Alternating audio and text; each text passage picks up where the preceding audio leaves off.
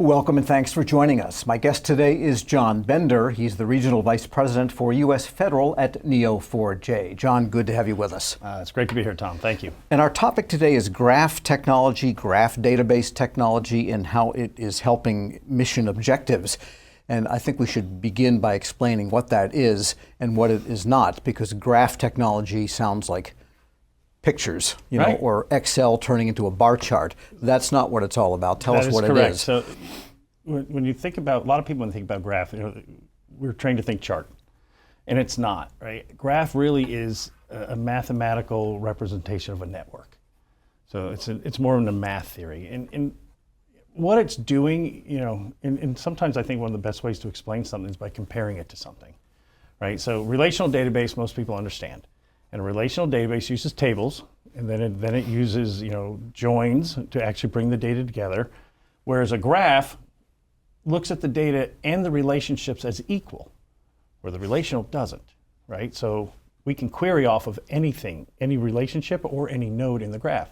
What that means is when you're dealing with a relational database and you're asking questions, the actual data connections are done at read, when you actually ask the question. That's when the joins happen, that's when everything happens, and that tends to be a little slower, and it tends to answer the question, is my data connected? Right, because that's what the query in the SQL query is doing. On the graph side, because we actually create the connections at write time, so it's loaded with all the connections, people can start asking questions about how is my data connected? And that makes all the difference in analytics. So if you're spending all your time asking, how is my data connected? And just to give a visual example of data connection, I like to use I'll call it a detective example from law enforcement. And we've all seen the shows out there where the detectives have the corkboard up, and they've got pictures all over the corkboard, and they have all the different pins and lines and everything going forward. That's a graph. When you look at that, what they're looking at is they're looking for centrality. Who's the head persons, right? Who are they connected to? What events have happened? How are they connected to other events? Right? That's the graph. So you can start to look at it and say, oh, how is this happening? How is this connected? What else was connected? I didn't know that connection was there, right? So that, our customers start to find hidden connections they didn't realize, because they can ask how now. Mm-hmm. Excuse me, that sounded kind of funny, but it's a how is this happening, right? Then they can start asking why by looking at the different connections. They can look for who else has this or where else is this happening. So and hopefully that gives I'm not trying to be too technical, but give an understanding of that's what's important about the graph. And what is the presentation to the user in a situation like that? Oh, it can be, so the presentation can be in a lot of different ways. You can actually, we have our own, at Neo4j, we have a tool called Bloom. Bloom lets you actually see the network, right? So you'll see the nodes and then the connectors to the nodes. And it can be many connections. The connections, by the way, have direction. Like I can say, John owns a Ford, right? And there will be an arrow connecting me to the Ford because the Ford doesn't own me, right? So it understands that there's a connection and it's a direction. So you can see that kind of detail as well. So we can show people so they can actually then start to run some algorithms on it and start to ask questions around centrality. What else is John and the Ford connected to? Who else is connected to a Ford, right? And to put it now into a federal example, right, you can think of fraud, right? Fraud is a pretty common, use case for graph, because it's people get it, right? You're trying to understand the network. If someone's doing, money laundering, you're trying to understand the network. If it's, someone's doing tax evasions or whatever, you're going to look for not only the network, but what kind of activities are they doing for the evasion? Because there tends to be similarities in how people try to do tax evasion. You'll find. So you start to look for those similarities and then cluster that and say, who else is attached to that kind of action, right? So that's how they can start to find that. Other examples, you can do law enforcement, right? As we just showed with the, my simplistic detective example, but another example around that type of thing will be around like a homeland security or, around terrorists, right? You can, the federal government is constantly trying to protect the nation and look for bad actors. So now you start putting that data in the graph, and now you can start to link those actors together and look for commonalities. You're going to look for activities. So, and it's fast. So the other thing about the graph, it's orders of magnitude faster than what you're going to get out of a relational database, because it's pre-calculated and running, as opposed to joining on the fly. So it makes it so much faster to do the work, which then keeps up with the analysts themselves. And so as opposed to waiting for something to come back and someone loses their train of thought, this helps that, what I call the analytical continuum of the analysts continue. So it actually empowers them to keep going. All right, and you mentioned that in the example of the Ford and John, that you own the Ford doesn't own you. That gets to the idea of dependencies, which people look for in their networks, partly as a cybersecurity measure to understand what is connected to what. But don't they also run two ways sometimes, connections? They can, and that's just two different connections. They'll just point in the other direction then. So in the graph, I'll just have another connection going the other way. So then that makes them independently queryable, as opposed to having a codependency. I have two different lines, that's all. So I can look at them separately if I want to. So then a graph database, then, it sounds like it could consist of multiple other data sources that already exist. Absolutely. So that's one of the nice things about it. And that's one of the, I would call it the strengths of the graph database is you want to bring in other data sources, because then, once you start to create your general nodes, or what you call them the nouns, if you will, of your data, you're going to find as you start bringing other sources in, they have commonality in the nouns or in the nodes. So now new relationships start showing up that you don't see if you have all these different tables out there, right? In other days, you won't see it. Or here, it'll start to surface. You can start to see clusters of relationships or vacancies of a cluster that you might expect. So a lot of people don't think about it, but the absence is also a key. So if you're thinking something should be there and it's not, that's its own information. Yes, because there was one large department that had a fraud detection tool going, and they had to shut it down for programming errors for quite some time. And the difficulty was that it drew on the information in 6 different programs, and the programs were somewhat related. They were all under this department. Right. They all had to do with beneficiaries of that department. But the program had so many rules and so many complications within each program, and then when you multiply that times 6, it became really hard to know what's going on in terms of making sure improper payments weren't going out, that proper payments were coming in, right, and so forth. It was a lot of, sounds like a prime example. So does a graph database take into account multiple applications that each have their own logic that makes sense within them, but then sometimes you have to relate what's going on with multiple programs with their own logic? Yeah, it can. So you're getting very complicated. Nice. So the silo, we're not replacing the silos. So the application-specific silos of data are what they are, right? And they're correct. Purpose-built for those applications with the rules and everything. What we would look to do at that point, is chances are that these organizations have also created data lakes, if you will. You've probably heard that term, right? Which will have some of this data in it. They'll start to put these application information in those lakes. That's where the graph goes. So now the graph then takes a look at it and says, I want to just look at the data and see how it's connected. Start to put the nouns. You start to design the data to come in, and you start to see where the connections are. It's the graph could just play with each individual silo, but again, it's not a lot of the rules are politics, if you will, interagency politics, and some of those rules I'm not sure anybody's figured out how to solve when it comes to data sharing. But once you start to put this information into the lakes and you start to put the graph on it, you're going to start to see those connections. And they're going to have billions of data points. We have one customer, the U.S. Army, that is working on it's a supply chain application using Neo4j. What they've done is, they came to realize that, for some of their assets, they're pretty complicated machines, right? And, they could have 1 million parts on just one, of these types of things. And what they as they move around, they had a hard time, making sure they had the right amount of parts. They'd have to order quarters ahead because they didn't have a deep understanding of what their need was or the correlations of breakdowns. So they started putting everything in the graph. They now have over 8 million nodes and 21 million relationships in their graph around the assets that this particular group is managing and deploying throughout the world. So what they can do is, not only can they understand, their supply chain, where they're going, they can also then stress test it and say, what if I lose a supplier? What do I do then? And the graph can then figure out the next way to move through it and help them understand, well, then you've got to go here, here, and here, right? So it helps them get more prepared, and not to generalize it, but it's all about readiness at that point. Sure. Are they postured for readiness? And this helps them improve that. It seems to me, too, when you talk about data lakes and the bringing together all these different sources and graphing it and making a map of it, it might also reveal insights into what data you need that's not there to begin with to answer the questions you have. Yeah. Fair to say? Absolutely. So it's not just, you're right. So we go back to when I said the absence, right, of data. When you start to look at everything, you realize, why isn't this connected? Where's this? Why don't I have this? Because now you're seeing the connections. Now you're going to see what's not there, to your point. So that's where the analyst comes in. They start asking questions. The data may be there. It just wasn't brought in. Then they can bring more data in.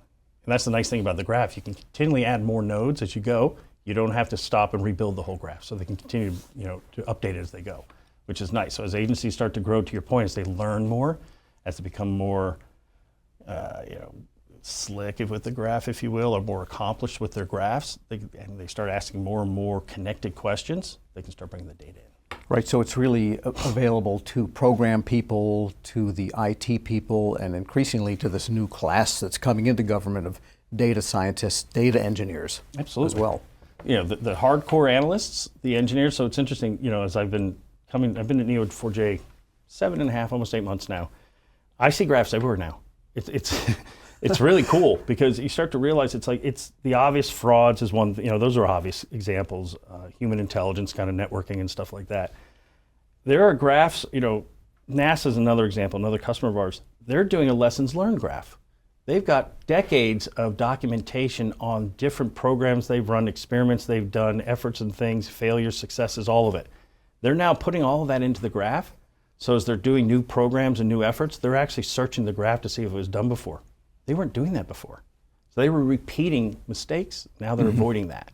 That's a graph I wouldn't have thought of initially, but they did. And it makes perfect sense because the data's all there. So they're getting a lot of value. Another one, and I'm going to make a plug here. So we have our Graph Summit for Government coming up on October 9th. And we're having a special guest speaker from Syracuse University. They're doing an election graph. So they've actually put it together. And what they're looking for is they're actually analyzing around misinformation and how it's affecting the graph, how it's affecting elections, and they're looking back to where the misinformation is coming from, how they're trying to influence decisions and people's voting. It's going to be crazy. I can't wait to see this. I mean, just that title, that kind of title alone makes me excited because I want to see. That sounds cool. It's like someone's actually doing something that's actually relevant to what's happening right now in this graph. So that's going to be interesting. All right, on that note, we'll take a short break. My guest today is John Bender. He's the Regional Vice President for U.S. Federal at Neo4j. I'm Tom Temin, Federal Drive host here on Federal Insights, unleashing data insights to drive government innovation, sponsored by Neo4j here on Federal News Network. Welcome back to Federal Insights, unleashing data insights to drive government innovation, sponsored by Neo4j here on Federal News Network. My guest today is John Bender, the Regional Vice President for U.S. Federal at Neo4j. I'm your host, Federal Drive host, Tom Temin. And before the break, we were talking about some of the use case histories for this graphing technology. You mentioned fraud and law enforcement. What are some others that you're finding that this has really good applicability to? Absolutely. So, in a general sense, for the federal government, there's a healthcare aspect too that's very friendly to the graph.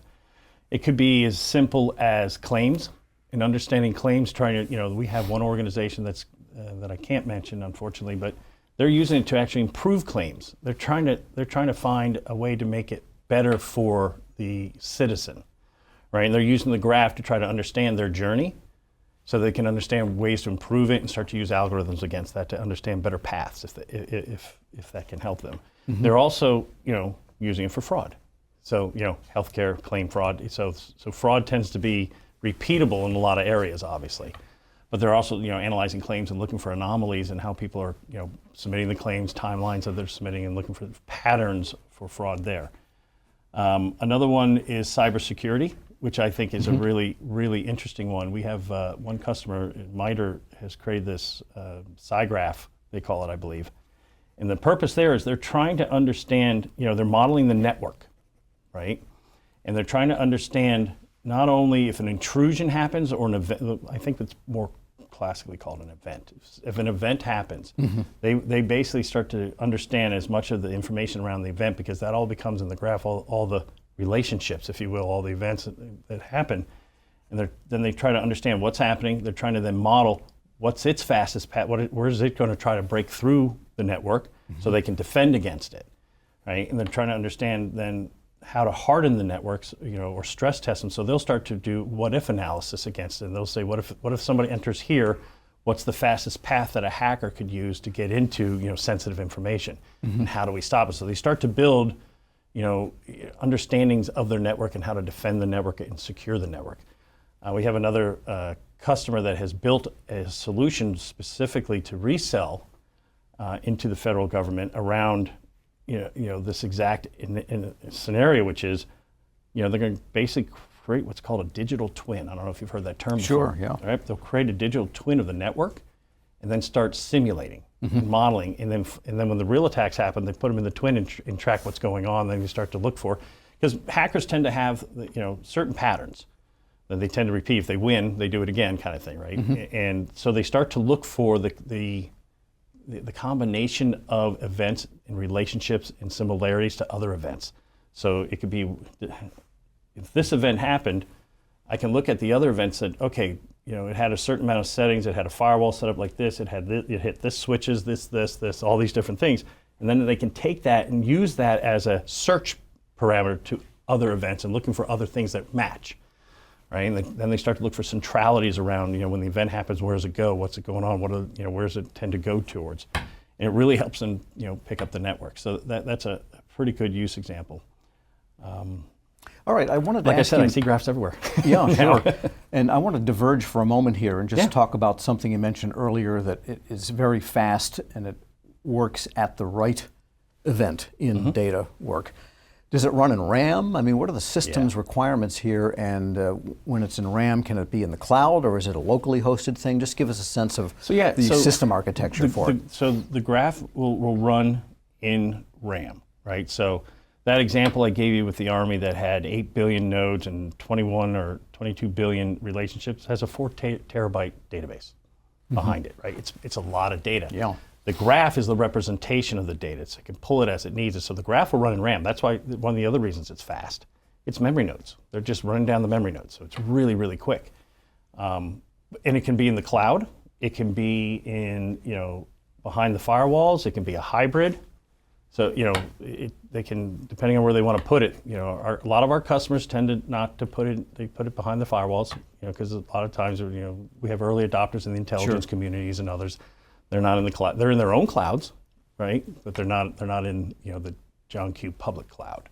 But in terms of then what it requires of RAM, just to make an analogy related to the database that it's representing or the data sets that it's representing, it's almost like metadata, Effectively, rather than the data itself in the RAM. Yeah, the graph is effectively, they're not storing the actual data. It's the memory back to where it sits if they need to pull it up. But the understanding of the relationship sits there in memory, so it's fast. That's why it can traverse so quickly and move around so fast. Yeah. Yeah, and if you don't have to call the data up and it's in the cloud, everybody likes that. I think the term is play it where it lies, right? That's exactly right, yeah. Get it when you need it, yep. And just getting back to the whole bigger picture here, you mentioned algorithm, and of course you can't have a discussion nowadays without large language models and algorithms. What about artificial intelligence in the realm of graph data work? So, great question, one, because it's the question everybody's asking, right? So the large language models are I think they're such a leap forward, ChatGPT and everything, they're amazing. But when a ChatGPT or these large language models, they're based off publicly available data, right? Generally speaking, in most cases. So when an organization decides to go after a Gen AI type of application using an LLM, they're getting an LLM that has public data in it, not their data, right? So they can, at that point, what they're doing is they're trying to ask questions against the LLM, they're trying to train it, right?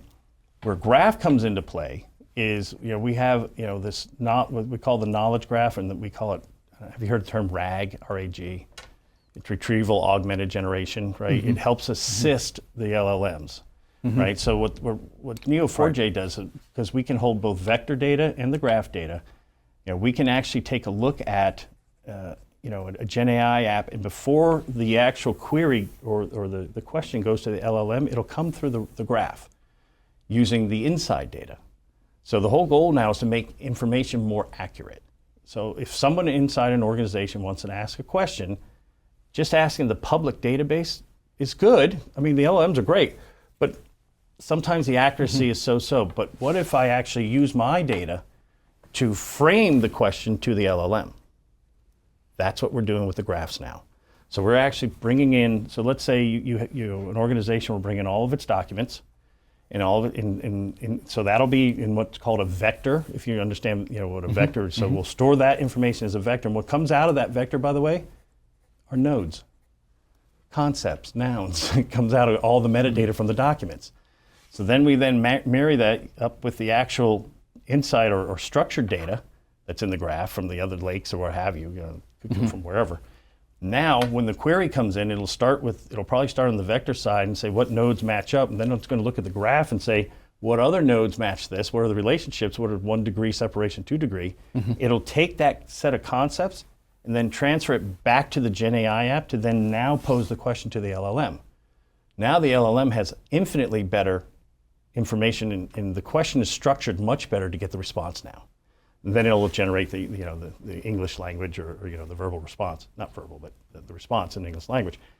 So that's what so that's how we actually take an LLM and make it more accurate. And that's what so as organizations are looking at bringing a GenAI app in, they should be looking for a knowledge graph that's using a graph rag to actually allow it to help the LLM be smarter, if you will, or be more on point, right? Because an LLM, I saw it on the internet the other day and it made me laugh. It's like hiring a business consultant that knows nothing about your business.